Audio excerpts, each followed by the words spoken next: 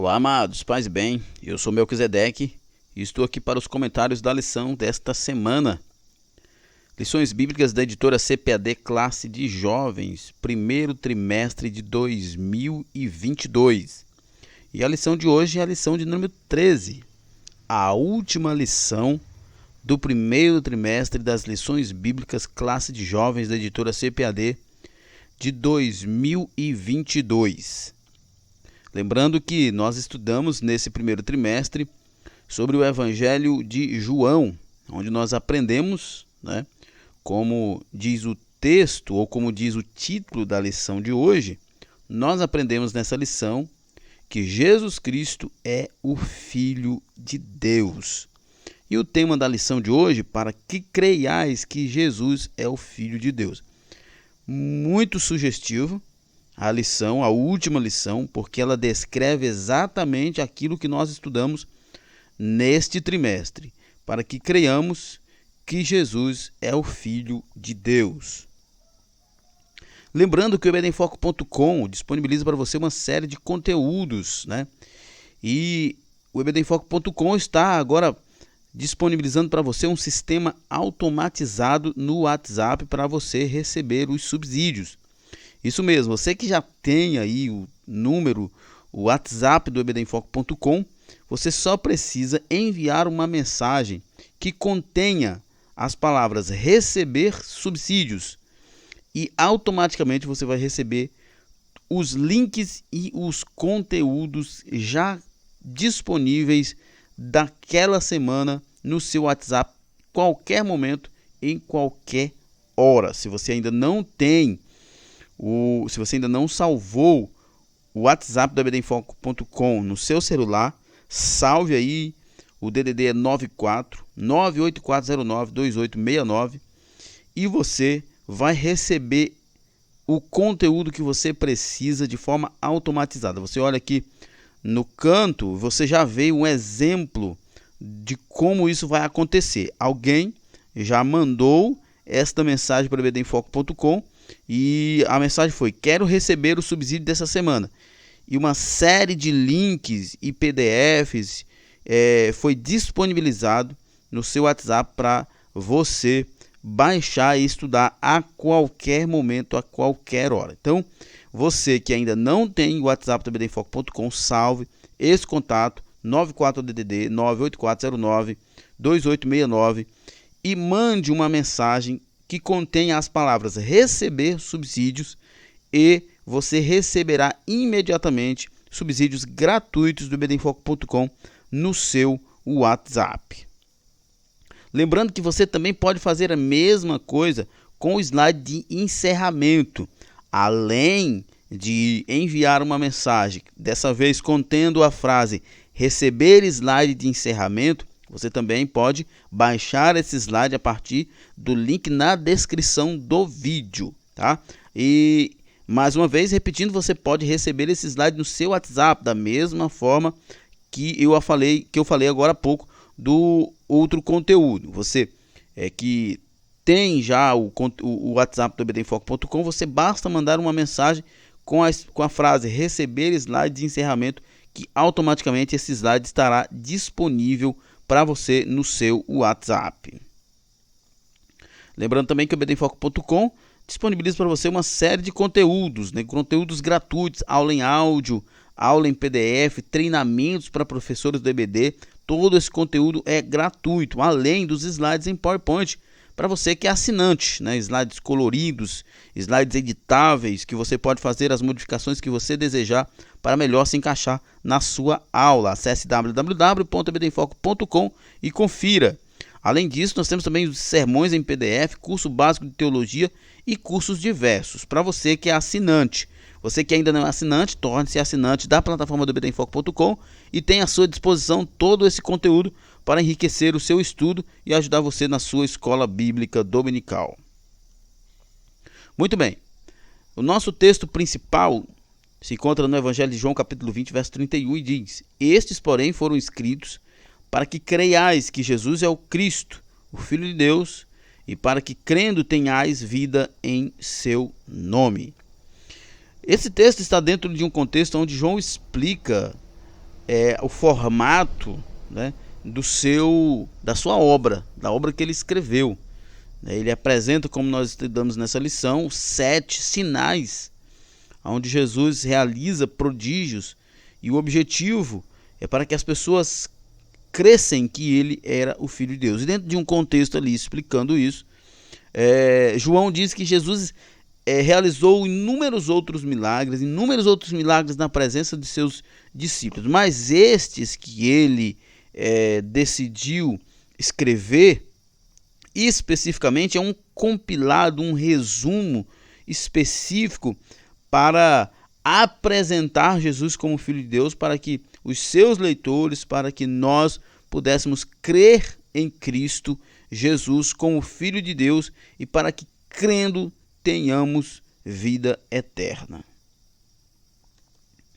Resumo da lição: não será por evidências ou argumentos filosóficos que as pessoas serão salvas, mas pela pregação do Evangelho no poder do Espírito Santo. É muito importante, por exemplo, nós estamos numa escola bíblica, né? É muito importante o estudo sistematizado da Bíblia, é muito importante tudo isso. É muito importante que você estude seguindo as regras da didática, as regras da gramática. É muito importante que você estude seguindo as regras da hermenêutica para você entender o texto, interpretar o texto da forma correta. Tudo isso é muito importante. Mas nada substitui o poder do Espírito Santo, a presença do Espírito Santo. Você como cristão, eu como cristão, nós devemos ler a Bíblia não com curiosidade intelectual, mas com fome espiritual, com desejo de ser alimentado, orando humildemente para que o Espírito Santo nos alimente, nos ensine, para que também nós, no poder do Espírito Santo, possamos ensinar aos outros. Como eu acabei de falar, é importante você seguir regras para estudo, é importante que você siga as regras para a ministração, mas nada substitui o poder do Espírito Santo. Isso acontece apenas com uma vida de oração e obediência à palavra de Deus. O texto bíblico da nossa lição se encontra no Evangelho de João, capítulo 20, verso 26 até o verso 31. Óbvio, você vai ler o capítulo 20 e o capítulo 21 por inteiro para você entender toda essa temática. Eu não vou me deter no texto bíblico por uma questão de tempo e acreditando que você está fazendo uso desse texto na sua Bíblia. Introdução.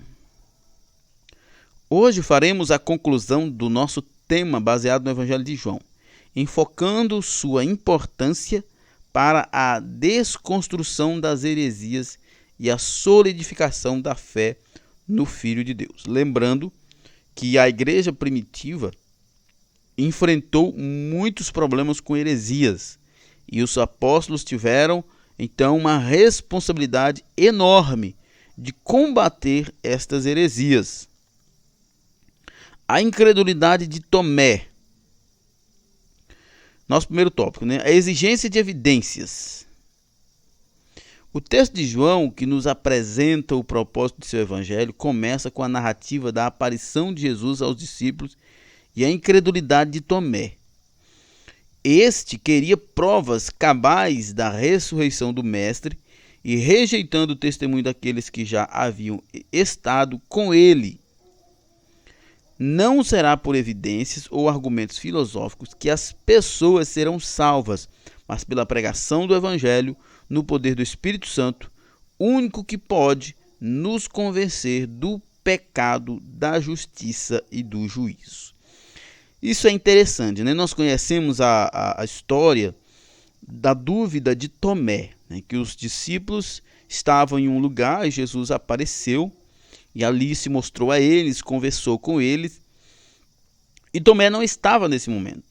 Quando Tomé regressa, se junta com os discípulos novamente, os discípulos então falam, Jesus já não estava mais presente, óbvio, E os discípulos então falam para Tomé que eles haviam visto o mestre.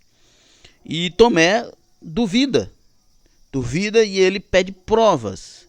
Ele pede que, se não pudesse tocar nas suas mãos para sentir o lugar dos cravos, se não pudesse tocar em seu lado para sentir o lugar da lança, ele não creria que Jesus realmente havia retornado.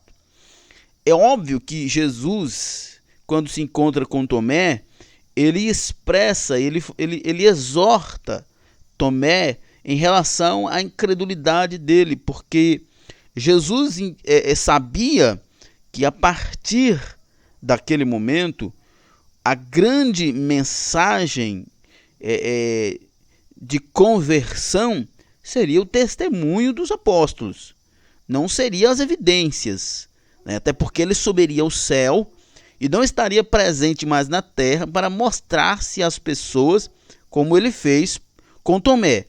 Então ele repreende Tomé por Tomé exigir evidências, porque era preciso acreditar no testemunho dos apóstolos, porque Jesus estava retornando para o céu e não estaria presente para se mostrar fisicamente.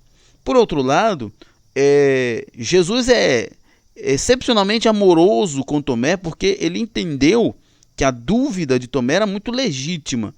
Ele estava transtornado pela perda do seu mestre e ele está envolto de emoções e não está conseguindo entender as coisas da forma certa. Mas Jesus o repreende e se mostra de forma amorosa a Tomé para que ele cresça em Jesus como o Filho de Deus ressuscitado. Isso é muito importante, porque inúmeras vezes nós vamos encontrar pessoas cheias de dúvidas, e a gente não pode lidar com essas pessoas de forma grosseira, mas devemos lidar com essas pessoas de forma muito amorosa, explicando para elas que o testemunho bíblico é a maior evidência da morte e da ressurreição de Cristo. O crer neste testemunho bíblico, o crer na palavra de Deus como verdade, nos trará a vida que precisamos. A rejeição do testemunho. A reação de Tomé foi muito incisiva, rejeitando o testemunho dado pelos demais discípulos, que jubilosos lhe anunciaram terem visto o Senhor. Além de considerar insuficiente o testemunho de seus irmãos, a expressão de Tomé demonstra verdadeira resistência à narrativa que lhe foi apresentada, pois considerava ser necessário não apenas ver Jesus, mas examinar em detalhes o seu corpo. Eu acredito que a perspectiva de Tomé não seja necessariamente essa. Ele estava perturbado por tudo que havia acontecido. E muito provavelmente o íntimo de Tomé estava desejoso de acreditar nesse testemunho. Tanto é que ele pede provas, não de uma forma debochada, como eu acabei de falar agora há pouco no subtópico anterior. E isso prova, tanto prova a legitimidade da dúvida de Tomé, que Jesus o ama e o exorta com todo o amor. Mas óbvio, Jesus faz isso. Isso aqui é muito marcante. Nós temos um discípulo cheio de dúvida e nós temos Jesus dizendo: não seja incrédulo, mas crente, numa perspectiva de que, olha, as pessoas daqui para frente não poderão exigir esse tipo de prova, porque eu não estarei aqui, eu subirei para o céu. O que deve ser poderoso para elas é o testemunho de vocês. Então vocês devem viver esta verdade e devem crer nela de forma substancial, que quando vocês transmitirem esse testemunho, as pessoas creiam nele, porque não haverá como apresentar estas provas, porque eu não estarei aqui. É óbvio que Jesus está exortando o Tomé por sua dúvida, por sua incredulidade, mas também não acredito que Tomé tenha essa dúvida na necessidade de fazer um exame tão pormenorizado. Ele estava muito mais transtornado pela emoção, pela perda do seu mestre, do que uma incredulidade tão profunda quanto alguns pensam. Imagine se para crer na ressurreição fosse necessário todo esse processo. A dureza do coração humano somente pode ser rompida pela ação poderosa do Espírito Santo. Por isso que Jesus exorta ele para que ele cresça, né, no testemunho. E a gente sabe qual é a razão da necessidade de crer no testemunho, porque não haveria mais possibilidade de fazer esse exame no corpo de Jesus. Apesar da exigência de Tomé ter sido incomum em relação aos demais discípulos, fato é que nenhum deles creu na ressurreição antes de ter visto Jesus. Mesmo vendo, alguns ainda duvidaram. Somente a revelação de Jesus, o Cristo ressurreto, abrindo-lhe as Escrituras, pode romper o véu da incredulidade, fazendo com que os discípulos crescem na ressurreição. Isso fez ele falando aos que iam para Emaús e aos 11 quando lhes apareceu. Nós lembramos,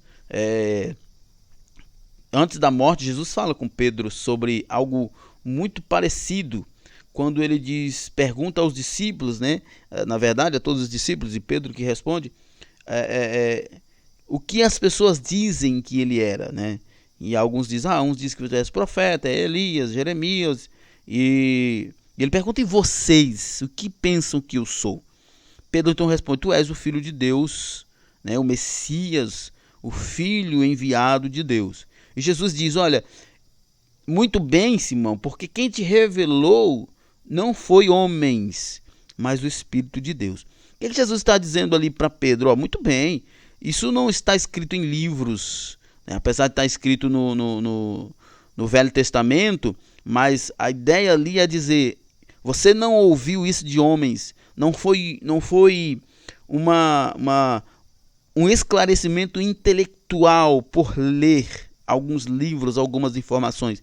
Foi uma revelação divina. O que, na verdade, o Espírito Santo opera isso na vida de qualquer um que crê em Jesus. Na vida de qualquer um que tem contato com a sua palavra, com o testemunho escrito. Então o Espírito Santo opera na vida dessas pessoas, trazendo esse esclarecimento. Quando nós lemos a Bíblia, nós cremos, porque o Espírito Santo age trazendo esse esclarecimento e aplicando em nós a fé. É por isso que Paulo diz em Romanos capítulo 10, verso 17, que o crer vem pelo ouvir, no ouvir da palavra de Deus. Mas você diz assim, Melk, existem ateus que são leitores da Bíblia. Então, esse é o ponto-chave. A fé vem pelo ouvir, o crer vem pelo ouvir da palavra de Deus. Mas esse crer acontece quando o Espírito Santo revela Jesus como Filho de Deus para quem está lendo a Bíblia. No poder do Espírito. Como vimos, nenhuma narrativa de encontro com o Jesus ressuscitado produziu por si só fé no coração dos que a ouviram, pois todos apresentaram a exigência de vê-lo, como ocorreu com os próprios discípulos que andaram todo o tempo com o Mestre.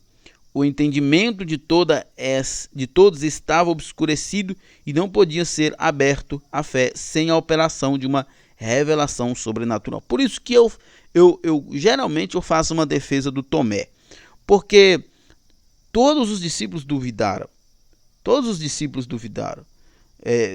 Provavelmente eu penso que se fosse outro discípulo no lugar do Tomé, algo parecido teria acontecido. Mas por que isso aconteceu e por que Jesus tratou daquela forma? Justamente pelo que eu falei no início, porque não haveria mais possibilidade de fazer uma conferência do corpo de Jesus, porque ele estaria ascendendo ao céu. Por isso, Jesus deixa esta mensagem para os discípulos e para nós, a necessidade de crermos no testemunho, mas é óbvio que a gente precisa estudar a Bíblia com humildade, oração, para que o Espírito Santo nos faça essa revelação do poder desse testemunho para que possamos ser salvos. Como subiria para o Pai e a mensagem da ressurreição precisaria ser pregada pelos discípulos, Jesus os advertiu para que ficassem em Jerusalém até que do alto recebesse poder para testemunhar. É difícil você testemunhar de algo que você não tem convicção, que você não foi de fato pego por essa verdade, cativado por essa verdade. E nesse ponto do Evangelho, nós precisamos entender, isso é uma questão primária que a gente precisa entender, que nós não fazemos nada de forma eficiente no reino sem o Espírito Santo de Deus.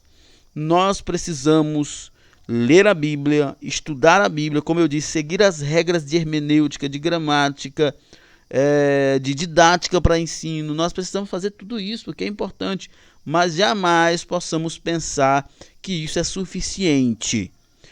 O que é, de fato, importante, primordial e suficiente é o Espírito Santo de Deus, tanto nos iluminando no estudo, quanto nos iluminando na ministração e, óbvio, nos iluminando ao ouvirmos a ministração.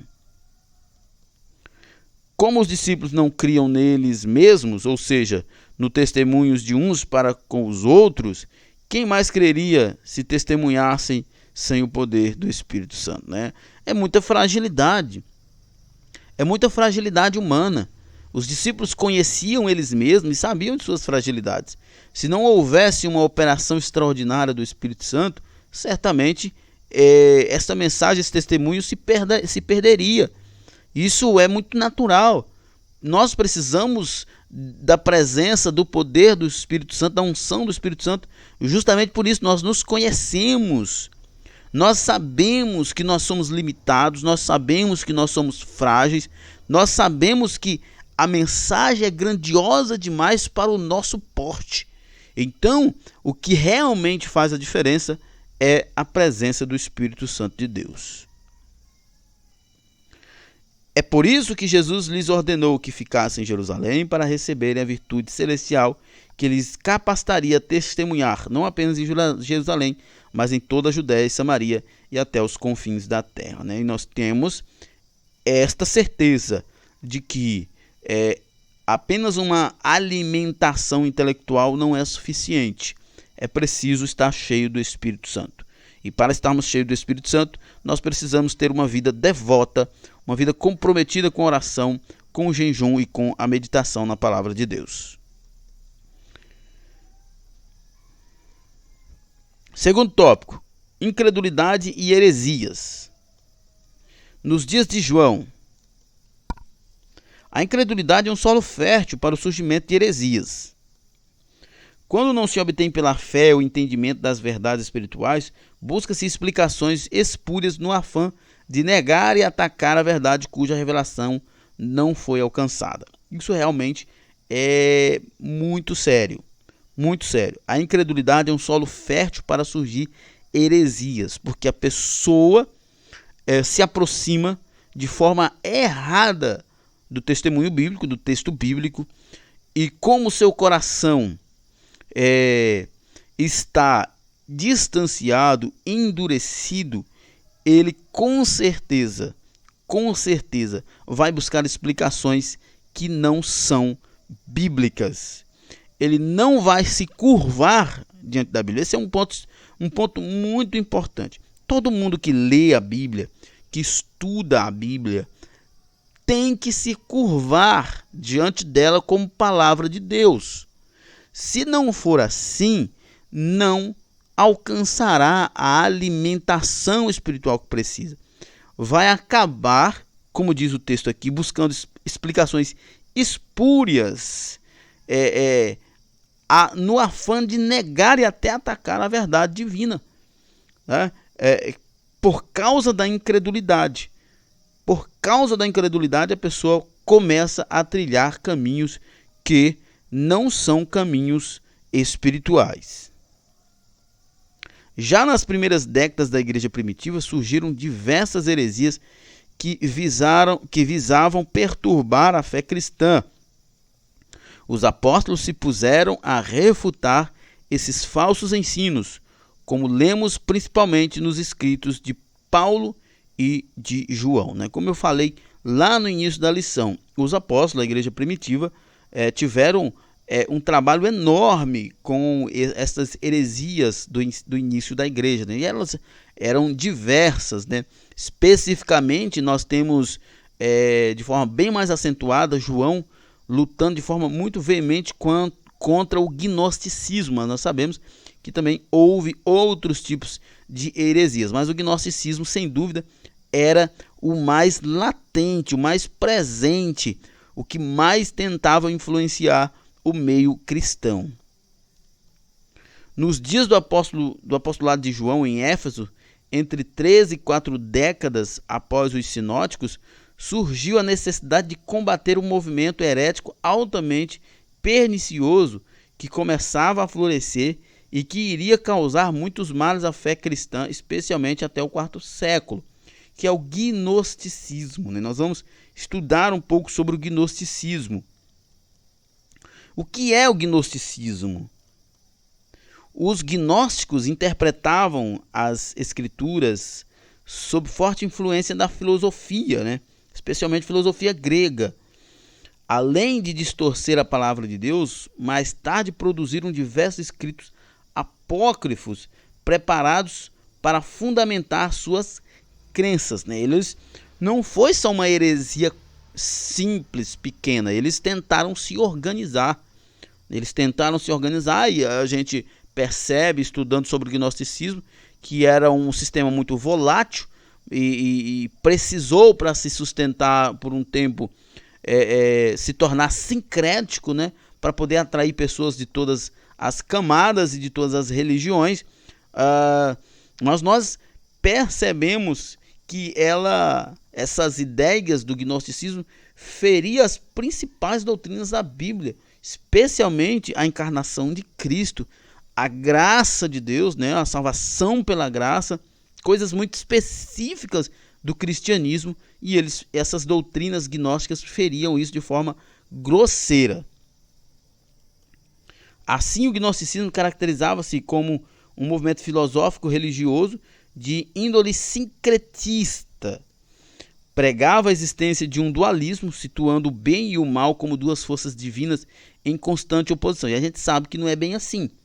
Os gnósticos entendiam que o mal e o bem estavam iguais em poder, né? Que eles eram iguais em poder. Mas a doutrina bíblica, a verdade bíblica, nos informa que poder soberanos e infinito é só o de Deus. O poder do diabo, o poder do mal, é um poder secundário, até porque o agente do mal, que é o diabo, ele é uma criatura, ele não é um ser autoexistente como Deus é. Então, não faz o menor sentido.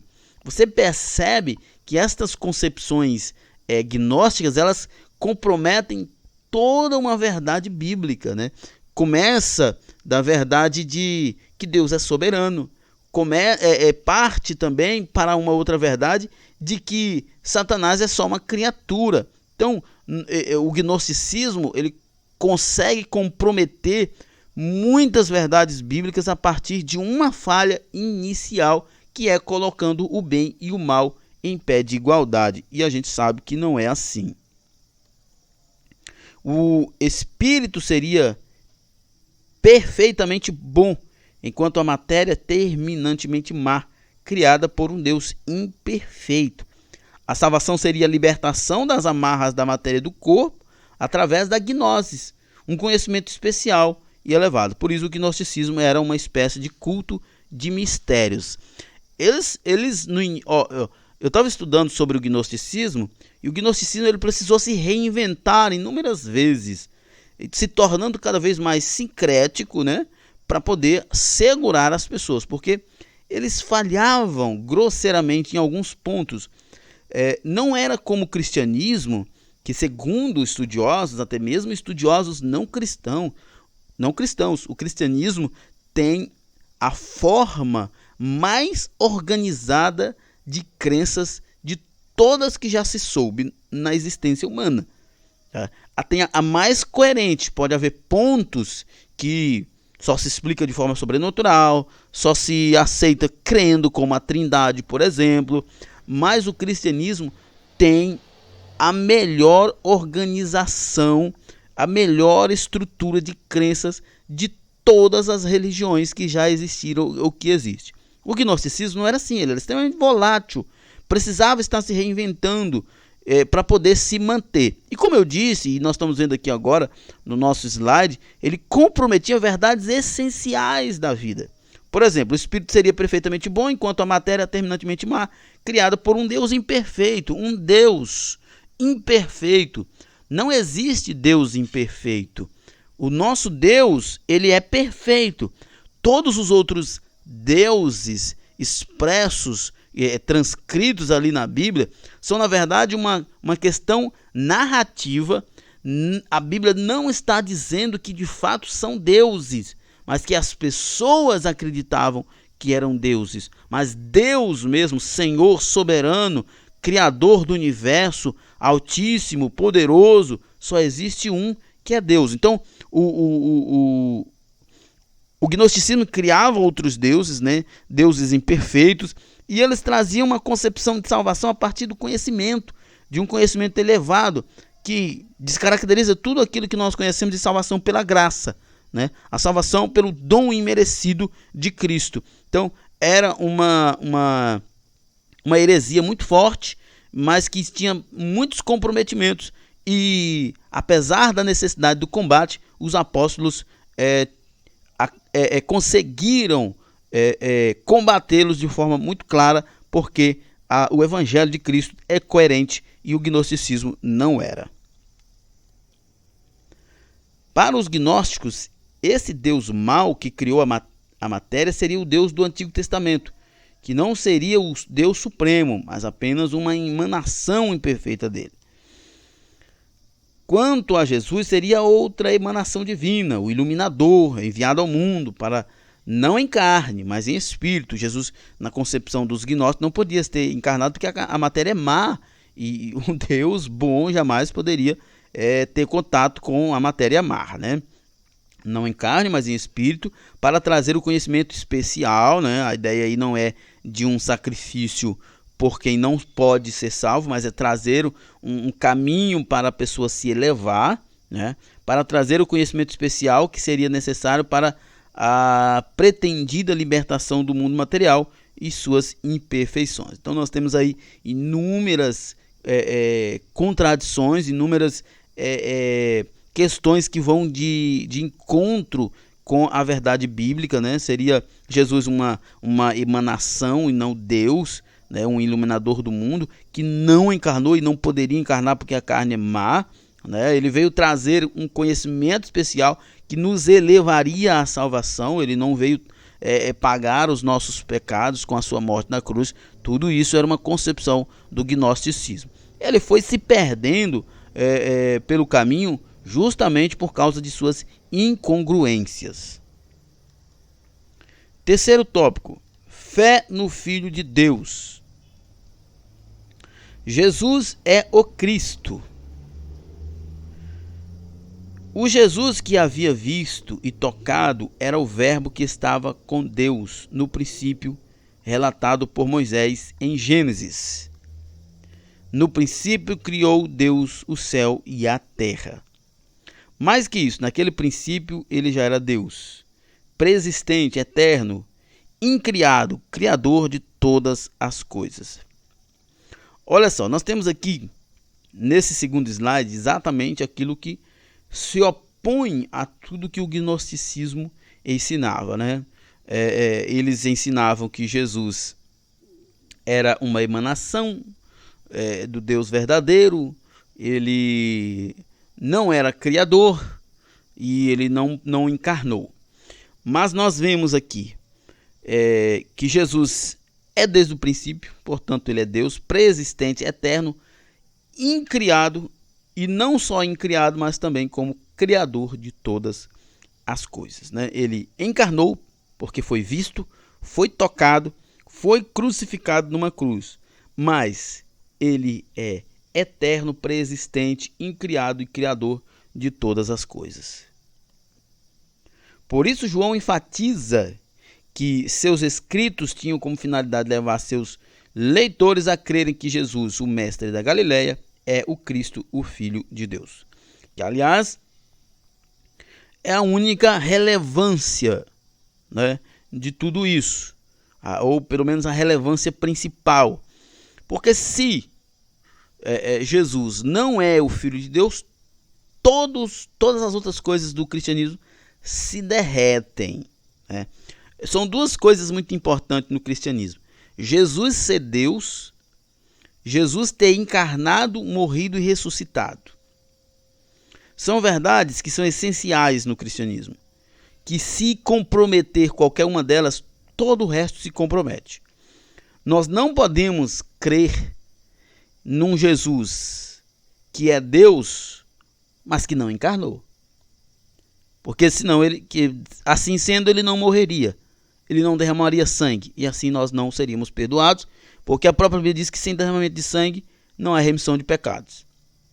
Aqui nós já vemos uma sine qua non, uma situação indispensável. Jesus precisava encarnar e morrer para derramar sangue, porque senão nós não seríamos perdoados. Se Jesus não morreu, qual o sacrifício? Qual sacrifício foi feito? Não foi feito sacrifício. E se ele não ressuscitou, então ele não venceu a morte. Nós ainda estamos perdidos. Paulo diz isso em 1 Coríntios capítulo 15. Então são elementos essenciais do cristianismo que o gnosticismo comprometia de forma substancial. Mas nós precisamos entender que, assim como João enfatiza, e é verdade, Jesus Cristo é o Filho de Deus que encarnou, que morreu, mas que ao terceiro dia ressuscitou. Crer para ter vida eterna. A fé perfeita em Jesus consiste na certeza de que ele é o Filho de Deus, que se encarnou para redimir a humanidade perdida, que eu acabei de falar.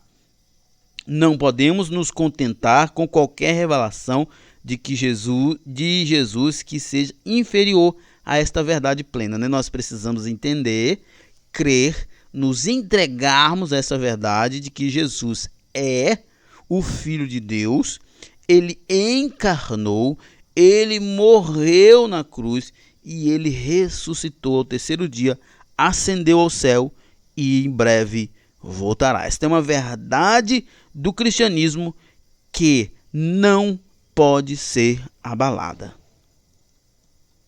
Precisamos compreender sua missão salvífica e não confundi-la com qualquer outra expressão religiosa. Jesus não veio, que aliás isso é muito interessante, que boa parte dos cristãos parece não entender isso. Jesus não veio criar um sistema de crenças. Jesus veio morrer por nós. Jesus veio morrer por nós. Foi isso que ele veio fazer. Jesus não criou uma instituição religiosa. Jesus não criou uma denominação religiosa. Jesus sequer criou o cristianismo como instituição, como ideologia.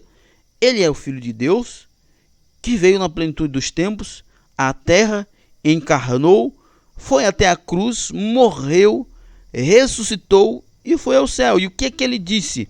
Olha, está consumado a missão que o Pai me deu, e agora os meus discípulos vão pregar que todo aquele que crer em mim jamais morrerá.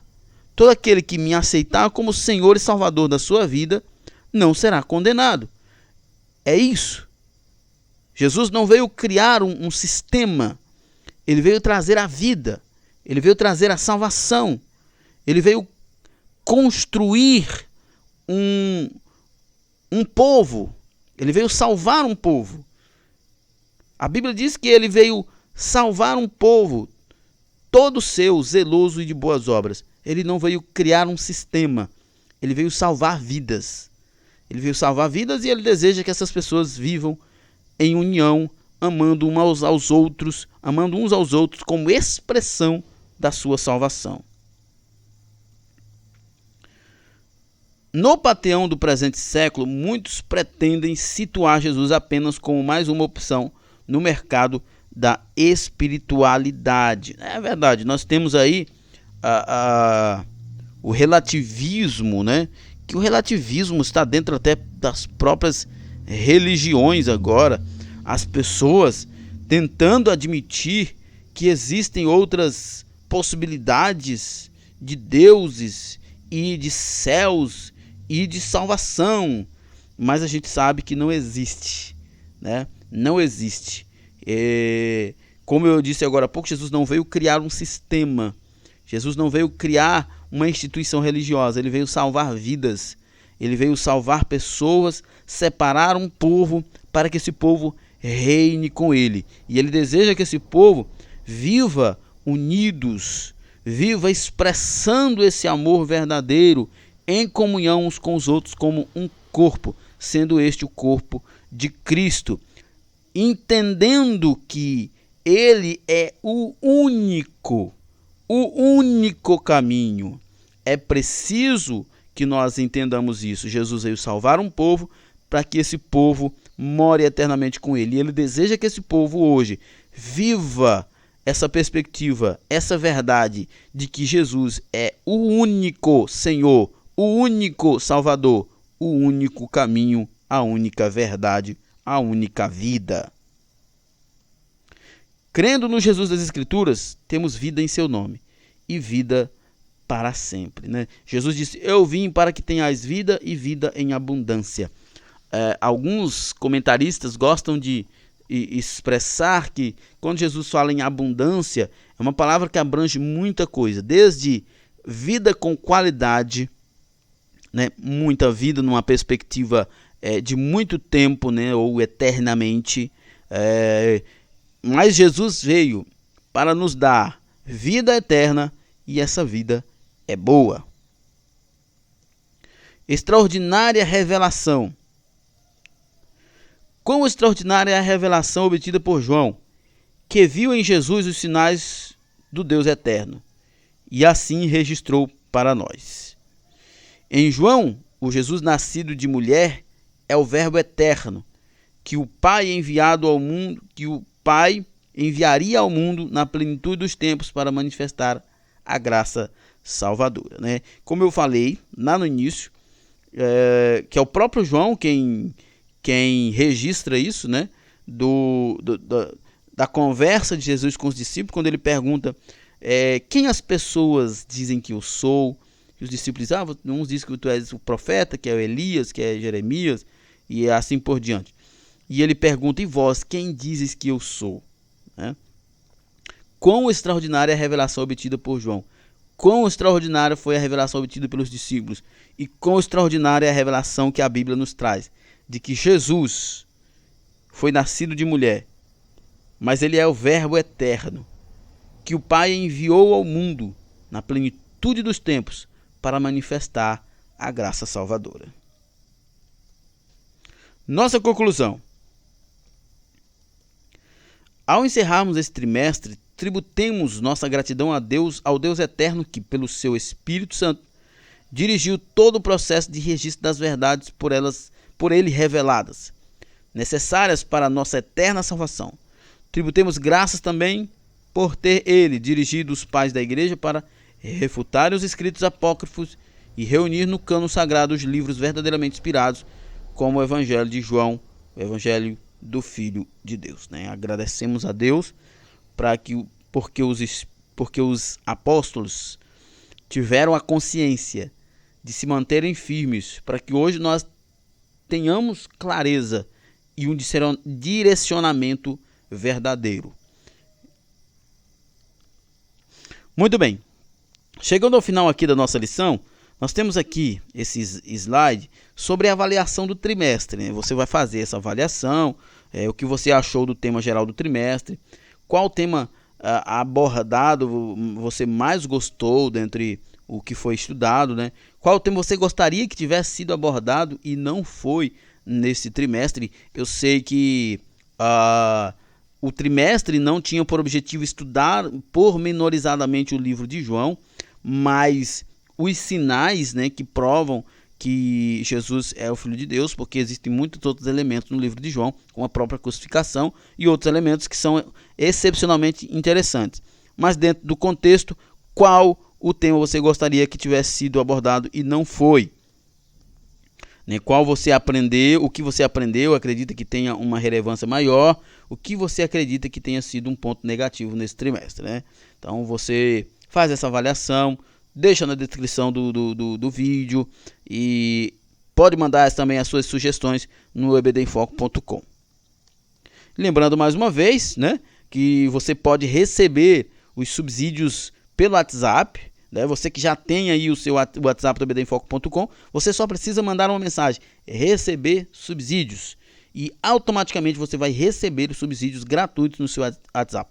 Você que ainda não tem o WhatsApp do ebdenfoco.com, salve aí, ó, 94 DDD 984092869 e envie uma mensagem. Você está vendo aqui no canto do seu slide, quero receber os slides dessa semana. Ou melhor, quero receber os subsídios dessa semana, né? A pessoa mandou, quero receber os subsídios dessa semana, e toda essa série de links e subsídios em PDF aparece imediatamente na sua timeline aí no seu WhatsApp. Então é só você mandar um WhatsApp com a palavra receber subsídios, com a expressão, né, receber subsídios, que subsídios gratuitos estarão na sua tela do seu celular. Lembrando de todo o nosso conteúdo, né? O ebdenfoco.com tem os slides em PowerPoint para você que é assinante, né? E temos as aulas em PDF, aula em áudio, treinamento para professores, de forma tudo gratuita. É só você acessar www.ebdenfoco.com e conferir. Além disso, para você que é assinante, nós temos sermões em PDF, curso básico de teologia e curso diversos, né? Além do nosso canal do WhatsApp, que é o 949-8409-2869, que você pode entrar em contato e tirar qualquer dúvida. Na plataforma ebdenfoco.com você tem tudo o que precisa para ministrar uma aula de excelência na sua EBD. Então acesse www.ebdenfoco.com e confira. E nós ficamos por aqui. Que Deus em Cristo nos abençoe e até a próxima. Paz e bem a todos.